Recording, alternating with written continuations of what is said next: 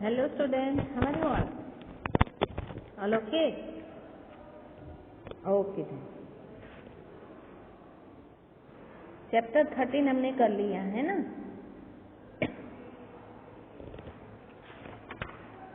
समाधि झांसी की रानी की, है ना। तो आज हम इससे क्वेश्चन आंसर करेंगे, ठीक है।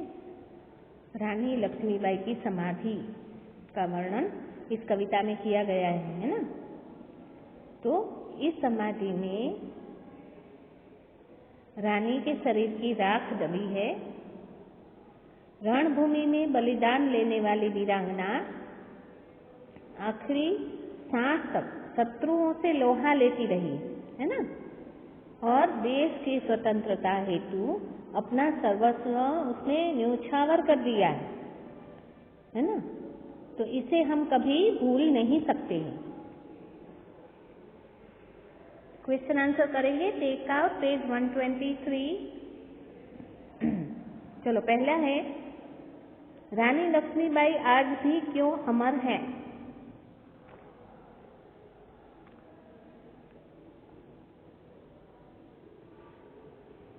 तो रानी लक्ष्मीबाई अपनी अंतिम सांस तक, है ना, अंग्रेजों से लड़ती रही और अपनी झांसी के लिए अपना सर्व त्याग करने के कारण वो आज भी अमर है। अपना सर्वस्व कुर्बान कर दिया था और आखिरी सांस तक अंग्रेजों के साथ लड़ी, है ना। ओके, नेक्स्ट है, समाधि कहाँ बनाई जाती है?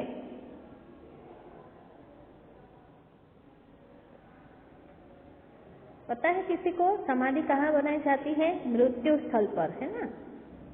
समाधि पैतृक स्थान या मृत्यु स्थल पर बनाई जाती है।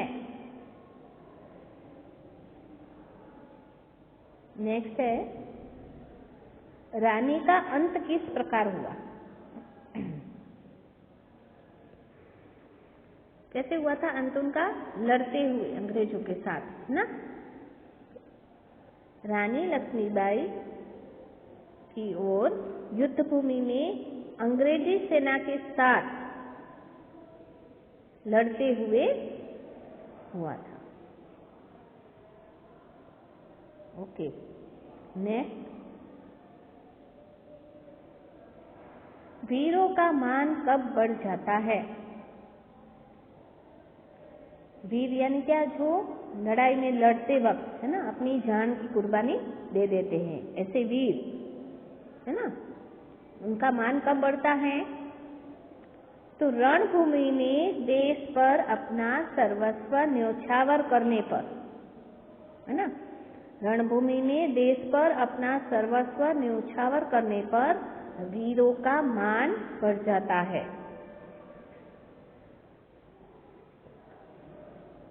नेक्स्ट है, रानी की समाधि को लघु समाधि क्यों कहा गया है? रानी की समाधि को लघु समाधि कहा है क्योंकि उनकी अद्वितीय वीरता, महान त्याग और देशभक्ति के आगे समाधि लघु है, तुच्छ है। लघु यानी छोटी, है ना। क्यों है?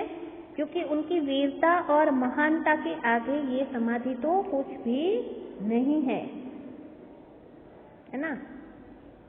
ओके, अब लिखित प्रश्न करेंगे। राख की ढेर को समाधि के अंदर छिपा हुआ क्यों कहा है?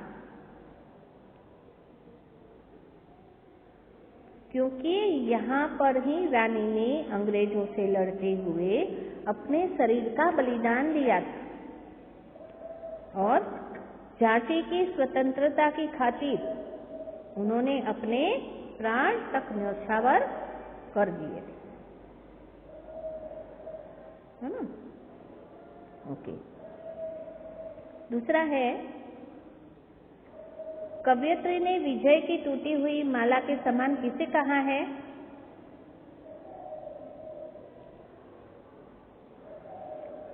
तो कवयित्री ने विजय की टूटी हुई माला के समान रानी लक्ष्मीबाई को कहा है।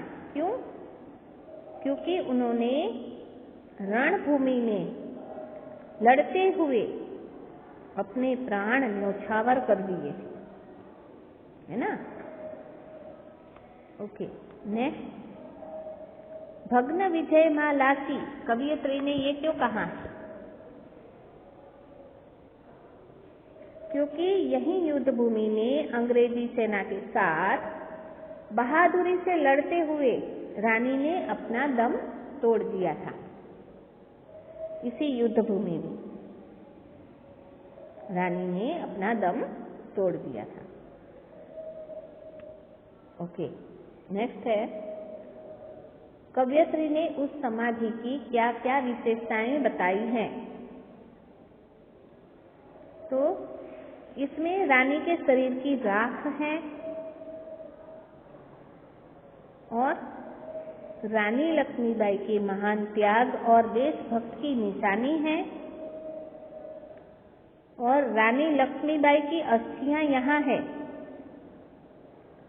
स्वतंत्रता प्राप्ति की चिंगारी छिपी हुई है और इस समाधि में रानी की अमर कहानी वीरों द्वारा गाई गई है ना, आदि विशेषताएं बताई गई है। नेक्स्ट क्वेश्चन, कवयित्री यह क्यों कहती है कि अब हमें रानी से अधिक उनकी समाधि प्यारी है? ऐसा क्यों कहती है? तो कवयित्री ने ऐसा इसलिए कहा है क्योंकि इस समाधि में कवि अपनी अमर वाणी में श्रद्धा भाव से रानी की कमी समाप्त न होने वाली कथा का वर्णन किया जाता है ना। रानी की कभी भी न समाप्त होने वाली कथा जो है वो इस समाधि में छिपी हुई है, इसलिए समाधि को अधिक प्यारा कहा गया है। ओके, थर्ड एक्सरसाइज है, सही उत्तर चुने। झांसी की रानी को मर्दानी कहा गया है क्योंकि वह मर्दों की तरह, क्या आएगा, मैं ऑप्शन बताती हूँ, कपड़े पहनती थी, घुड़सवारी करती थी, युद्ध करती थी, तीर चलाती थी। क्या आएगा? युद्ध करती थी, है ना, क्योंकि वो मर्दों की तरह युद्ध करती थी, मर्दों की तरह लड़ती थी। ओके, नेक्स्ट, झांसी की रानी की समाधि को स्मृतिशाला कहा गया है क्योंकि इसे देखकर सभी रोते हैं, उनको याद करते हैं या उनकी स्मृति में तिरंगा फहराते हैं। क्या आएगा? उनको याद करते हैं, है ना, रानी को हम अभी भी याद करते हैं। ओके, नेक्स्ट है, रानी से अधिक समाधि का मूल्य है क्योंकि इसे देखकर देशवासियों में तिरंगे के प्रति आदर बढ़ा, देश को स्वतंत्र कराने का भाव जगा या अंग्रेजों के प्रति घृणा उत्पन्न हुई। देश को स्वतंत्र कराने का भाव जगा, है ना।